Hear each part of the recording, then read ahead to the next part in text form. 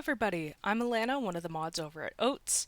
O.A.T.S.'s mission is to bring together Ottawa's animation community, and in my eyes, there's no better way to do that than by uniting us in a common cause. On the weekend of July 11th and 12th, please join us for our Summer Extra Life Marathon.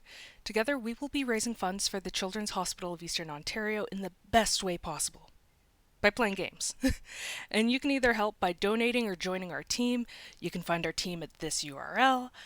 As part of the Children's Miracle Network family of hospitals, CHEO is committed to helping the sick and injured children of Ottawa and its surrounding area, regardless of their background and financial situation. This is why it's so important that we help them with their necessary funding to make sure that the heroes over at CHEO can continue to make a difference in the lives of kids. 100% of all donations will be given to the CHEO Foundation and will be used for everything from resupplying their staff with much-needed PPE during this pandemic to funding child-friendly rehabilitation programs and literally everything in between.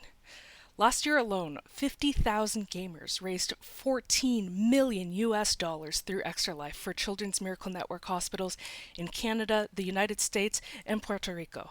And this year, we're aiming higher.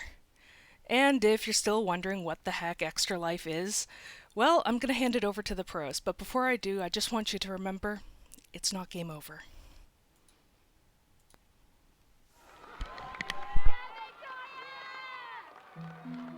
She was the flyer.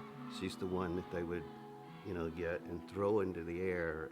She was this cute, petite, tiny little girl with just a head full of long blonde hair. She had just gotten weak. I said, "What's the matter with you?" I said, "You're a tumbler. You can tumble and do backflips." It progressed from that to she fainted a couple times. So I took her into the doctor the next day, and they immediately sent us to Texas Children's Hospital.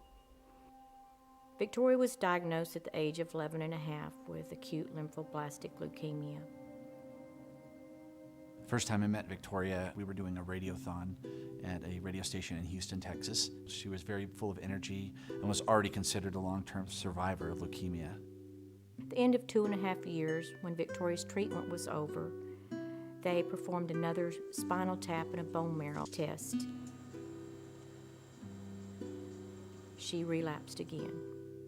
During this time, Victoria contracted a fungal infection, which is from a very low immune system.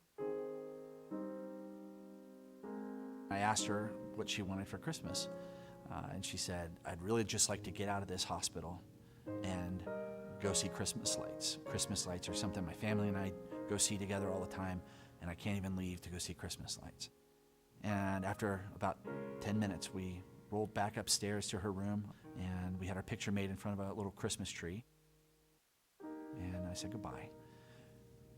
In that picture is one of my most prized possessions because it was taken just moments before I saw my friend for the last time. Victoria passed away on January 21st, 2008, after a 4-year battle with leukemia, failed bone marrow transplants, and fungal infections. Sitting at her funeral, I made up my mind that I needed to be doing this not just a couple days a year with a radiothon, that I needed to be doing this with my life. Doc wanted to do something special in memory of Victoria. It just occurred to me that gamers should be able to do the things they love to help sick and injured kids as well. And so Extra Life was born. 1,200 gamers showed up on October 15th in 2008. Each and every year afterwards, it continued to grow. Gamers responded by being able to game for their local hospitals. Gamers aren't that pale kid in mom and dad's basement.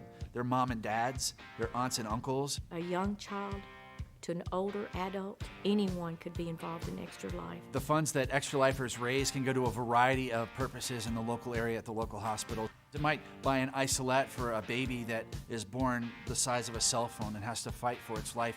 I can guarantee you that with that money, it goes directly back to these children to keep this from happening again to someone else's child. Getting involved with Extra Life is really simple. You just have to go to the website at extra-life.org, put in a few details in there, join a team if you'd like to, or create one. After that, it's as simple as fundraising with your friends and family. Let them know why you are doing this. They should know that the money you raise is going to stay local in your community.